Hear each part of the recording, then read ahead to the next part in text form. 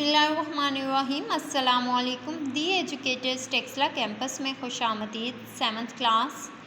آج ہم سبق دادی زمانی کے سوالات کے جوابات اس ویڈیو میں کریں گے۔ سب سے پہلا سوال ہے، بچوں کے لیے دادی زمانی کا گھر بہترین ٹھکانہ کیوں تھا؟ اس کا جواب ہے کیونکہ ان کا گھر بہت کشادہ تھا، یعنی بڑا تھا۔ سوال نمبر 2، بچے صرف کھیل کود کے لیے دادی زمانی کے گھر آتے تھے یا اس کی کچھ وجہ تھی؟ جواب ہے وہ دادی زمانی سے کہانیاں بھی سنتے تھے، یعنی وہ صرف کھیل کود کے لیے نہیں آتے تھے، دادی زمانی سے کہانی بھی سنتے تھے۔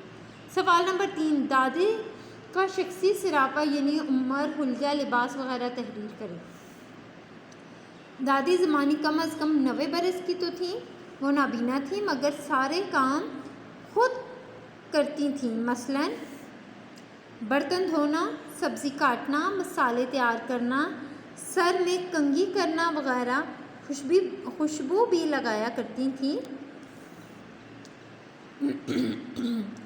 کرتا پاجامہ اور صدری ان کا مخصوص پہناوا تھی۔ وہ ہمیشہ صاف ستھری رہا کرتی، نابینا آنکھیں ہمیشہ سرمے سے سجی رہتی۔ سوال نمبر 4، اس کہانی کے سب سے منفرد اور نرالی بات آپ کو کیا لگتی ہے؟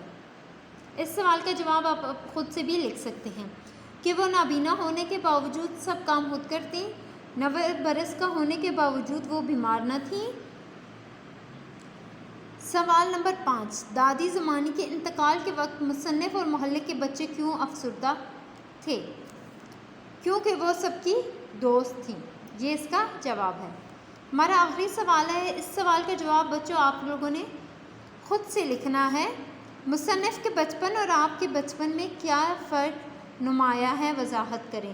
اس سوال کا جواب آپ سبق کو اچھی طرح پڑھیں گے اور اس کے بعد آپ خود سے اس کا جواب لکھیں گے۔ اللہ حافظ۔